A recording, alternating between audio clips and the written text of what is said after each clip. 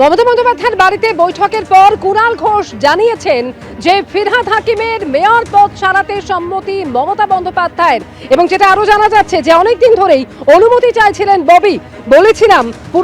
বলেছিলেন পুরসভায় কাজ করা যাচ্ছে না। মমতা বন্দ্যোপাধ্যায়ের বৈঠকের পর এমনই দাবি করেছেন কুণাল ঘোষ। কলকাতার মহানাগরিক ফিরহাদ হাকিম তিনি মমতা বন্দ্যোপাধ্যায় আমাদের দলনেত্রীর কাছে বারবার ইস্তফা দেওয়ার ইচ্ছা প্রকাশ করেছিলেন। সর্বশেষ দিন আমিও ছিলাম, কথা হয়, তিনি বলেন যে একটু ডিফাঙ্ক্ট হয়ে আছে, কাজ করা যাচ্ছে না। এবং আজকের নবান্নের যে প্রশাসনিক সভা সেখানেও যে আলোচনা হয়েছে তাতে বলা হচ্ছে কলকাতা পুরসভা ডিফাঙ্ক্ট, কাজ করা যাচ্ছে না, ফলে কমিশনার এমএলএদের পরামর্শ নিয়ে কাজ করবে। অন্যদিকে ফিরহাদ হাকিম তিনি চাইছেন একটি সসম্মানে ইস্তফা দেয়ার। সব দিক বিবেচনা করে যখন তিনি মমতা বন্দ্যোপাধ্যায়কে, আমাদের সুপ্রিম দলনেত্রীকে বলেছেন যে আমি সসম্মানে এক্সিট চাই, মমতা বন্দ্যোপাধ্যায় বারণও করেন, কিন্তু তিনি বলেন যে এটা ডিফাঙ্ক্ট করে রেখেছে। তো তাহলে কিভাবে এখানে থেকে লাভ কি?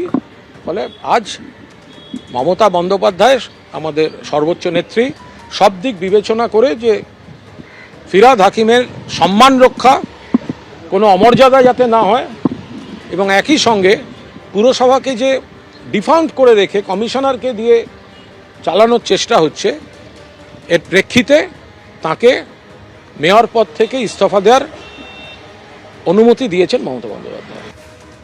কুণাল ঘোষ একদিকে যখন এই কথা বলছেন, তখন সূত্র মারফত খবর পাওয়া যাচ্ছে যে ফিরহাদ হাকিম তিনি ঘনিষ্ঠ মহলে জানিয়েছেন যে মেয়র পদে তিনি এখনো ইস্তফা দেননি, এখনো চেয়ারপারসনের কাছে মেয়রের পদত্যাগপত্র জমা পড়েনি বলেও সূত্র মারফত খবর।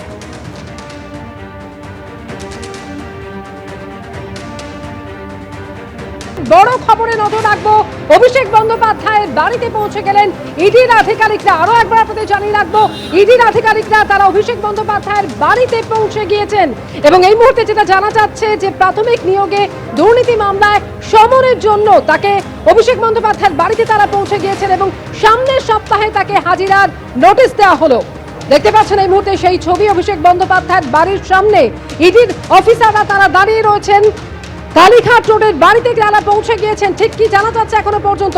প্রকাশ সিনহা সরাসরি আমাদের জানাবেন। প্রকাশ, ইডি সূত্রের খবর, যেটা ইডি সূত্রে জানা যাচ্ছে যে আজকে ফের ইডি আধিকারিকরা অভিষেক বন্দ্যোপাধ্যায়ের বাড়িতে গিয়েছিলেন এবং সেখানে তারা নোটিশ দিয়ে এসেছেন প্রাথমিক নিয়োগ দুর্নীতি মামলায়।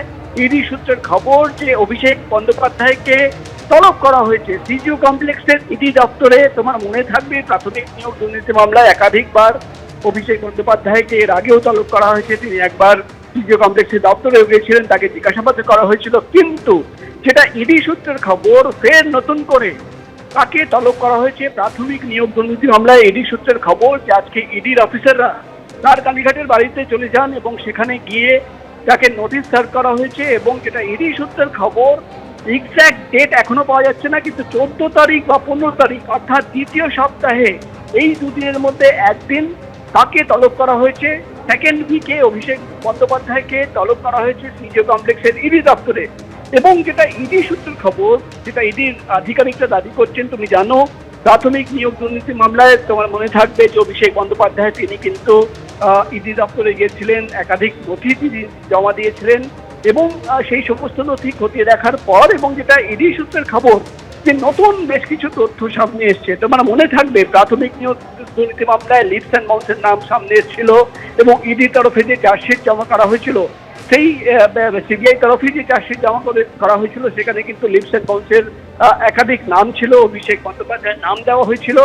এবং যেটা ইডি তরফে দাবি করা হচ্ছে যে যেভাবে টাকা পৌঁছে গেছিল লিপস অ্যান্ড বাউন্সের একাধিক অ্যাকাউন্টে এবং যেভাবে টাকা নেওয়া হয়েছে, সেই সমস্ত তথ্য সামনে রেখে তোমার মনে থাকবে একটা অডিও ক্লিপিং অর্থাৎ একটা অডিও রেকর্ডিং এর কথা বলা হচ্ছে, যেখানে কিন্তু বারবার কালীঘাটের কাকু সুজয় কৃষ্ণ ভদ্র, তিনি তার মুখে কিন্তু অভিষেক বন্দ্যোপাধ্যায়ের নাম শোনা হয়েছিল এবং যেভাবে টাকার লেনদেনের তথ্য সেই অডিও রেকর্ডিং এর রয়েছে সেই তথ্য সামনে রেখে, এবং যেটা ইডির দাবি করা হচ্ছে যে লিপস অ্যান্ড বাউন্স যে কোম্পানি, সেই কোম্পানির অ্যাকাউন্ট খুঁটিয়ে দেখার পর যেটা দেখা যাচ্ছে যে অভিযোগ উঠে আসছে যে চাকরি বিক্রি করে টাকা এসছিল, ঠিক সেই সময় কিন্তু একাধিক সম্পত্তি কেনা হয়েছে এবং অ্যাকাউন্টে কিন্তু নগদ টাকা জমা পড়ছে। অর্থাৎ যেটা ইডি সূত্রের খবর, নতুন কিছু তথ্য, সেই তথ্য সামনে রেখেই কিন্তু ইডি আধিকারিকরা অভিষেক বন্দ্যোপাধ্যায়কে জিজ্ঞাসাবাদ করতে চান। একেবারেই তুমি আমাদের সঙ্গে থাকো। যে খবরে আমরা রয়েছি, অভিষেক বন্দ্যোপাধ্যায়ের বাড়িতে পৌঁছে গেলেন ইডির আধিকারিকরা। কালীঘাট রোডে অভিষেক বন্দ্যোপাধ্যায়ের যে বাড়ি, সেই বাড়িতে গিয়ে তারা ইতিমধ্যেই সমন ধরিয়েছেন। প্রাথমিক নিয়োগ দুর্নীতি মামলায় অভিষেক বন্দ্যোপাধ্যায়কে সমন দেওয়া হয়েছে, সামনের সপ্তাহে হাজিরার জন্য নোটিশ দেওয়া হয়েছে। তদন্ত করতে গিয়ে বেশ কিছু তথ্য সামনে আসে, সেই তথ্যকে সামনে রেখে জিজ্ঞাসাবাদ করতে চান ইডির আধিকারিকরা। অভিষেক বন্দ্যোপাধ্যায়ের বাড়িতে পৌঁছনা জিডি আধিকারিকরা। প্রকাশ সিনহা আমাদের প্রতিনিধি রয়েছেন আমাদের সঙ্গে। প্রকাশ, এর আগে তদন্তে লিপস অ্যান্ড বাউন্সের কথা জানা গিয়েছিল, একটি অডিও মেসেজও কিন্তু সামনে এসেছিল। সেক্ষেত্রে কোন কোন সূত্রের খোঁজে, কোন তদন্তের জন্য অভিষেক বন্দ্যোপাধ্যায়কে আবারও জিজ্ঞাসাবাদ করতে চাইছেন ইডি আধিকারিকরা?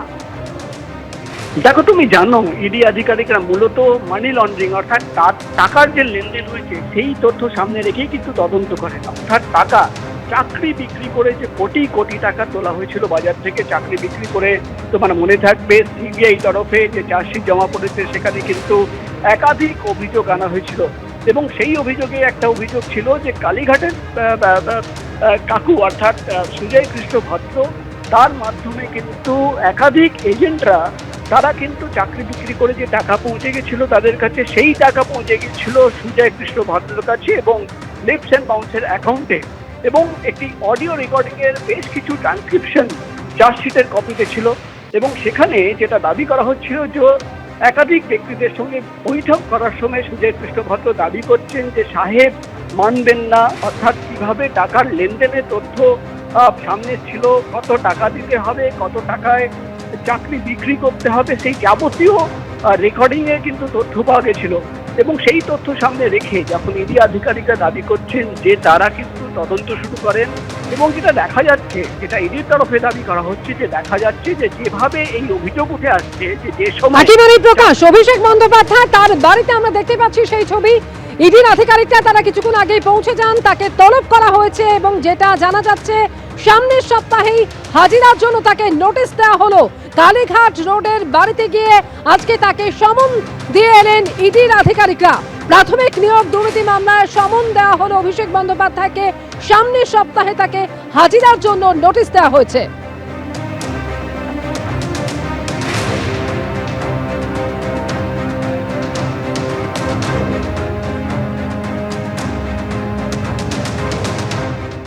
এবিপি আনন্দ, এগিয়ে থাকে, এগিয়ে রাখে।